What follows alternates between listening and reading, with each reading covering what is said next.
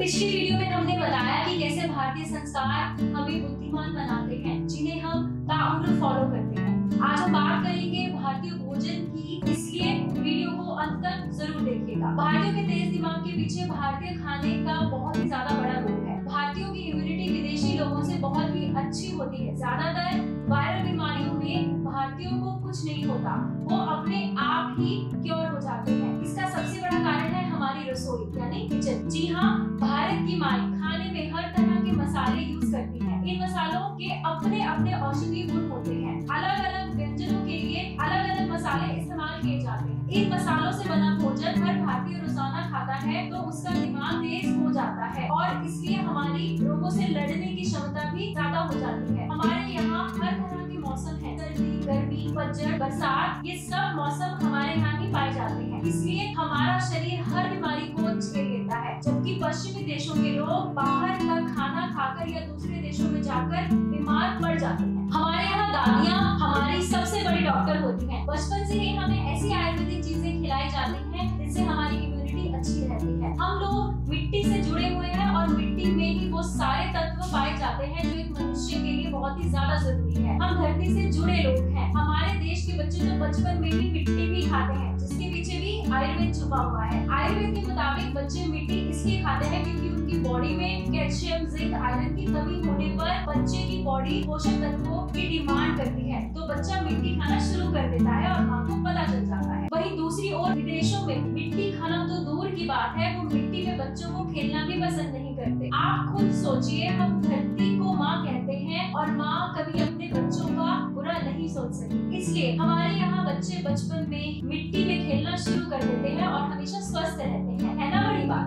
भारत बहुत बड़ा देश है। हर राज्य और शहर का अपना कल्चर है। कल्चर, खान पान, पहनावे और रहन सहन में इतनी ज्यादा वैरायटी है कि दुनिया के किसी भी देश में देखने को नहीं मिलता। और यही कारण है कि विदेशी लोग बड़ी संख्या में भारतीय संस्कृति को पसंद कर रहे हैं और इससे जुड़ने का प्रयास भी कर रहे हैं, क्योंकि उन्हें भी पता है कि इंडिया जैसा और कोई देश नहीं है। तभी तो वो हमारे देश को कहते हैं इनक्रेडिबल इंडिया। योग जिसका फायदा आज पूरी दुनिया उठा रही है, वो भी भारत की ही देन है। लेकिन हम लोग वासुदेव कुटुंबकम में विश्वास करते हैं और इसकी सोच के कारण हमने पूरी दुनिया को योग करना सिखाया। योग और आयुर्वेद को अपनाकर देशी लोगों ने भी कई असाध्य बीमारियों से छुटकारा पाया और इसी कारण पूरी दुनिया में आज 21 जून को योग दिवस के रूप में मनाया जाता है। आयुर्वेदिक चिकित्सा पद्धति से प्रभावित होकर बड़ी संख्या विदेशी लोग भारत में इलाज करवाने के लिए आते हैं। जिन बीमारियों के इलाज में एलोपैथी ने हाथ खड़े कर दिए हैं, उनका इलाज आयुर्वेद से बड़े आसान तरीकों से लोगों ने करना सीख लिया है। कोविड-19 यानी कोरोना के भयानक दौर में जहां पूरी दुनिया में हाहाकार मचा हुआ था और लाखों जानें चली गई थी, ऐसे भयानक काल में भारतीयों की इम्यूनिटी अच्छी रही। भारत के गाँव में तो इसका असर बहुत ही कम हुआ, क्योंकि गाँव के लोग अपनी जड़ों से अभी भी जुड़े हैं और हमारी संस्कृति को अभी भी अपनाते हैं। गाय को हम माता मानते हैं क्योंकि हमारे बड़े बुजुर्ग कहते हैं कि गाय में सभी देवी देवताओं का निवास होता है। गाय को हमारे यहाँ धार्मिक और स्वास्थ्य की दृष्टि से बहुत ही ज्यादा महत्व दिया गया है। गाय का दूध पीने से शरीर के हर पोषक तत्व मिलते हैं। जब किसी बच्चे को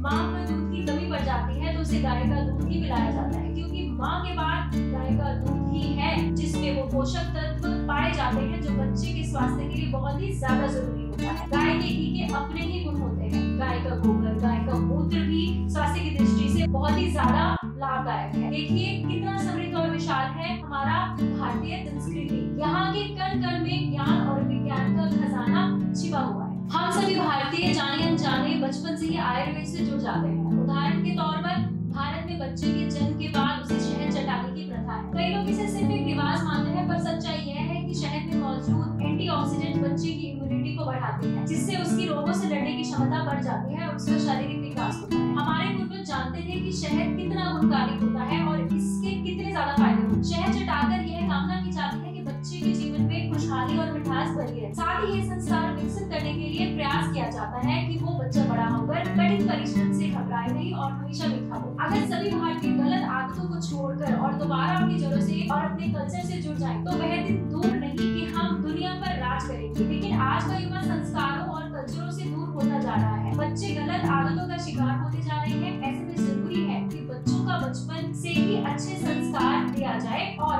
अगर गर्भ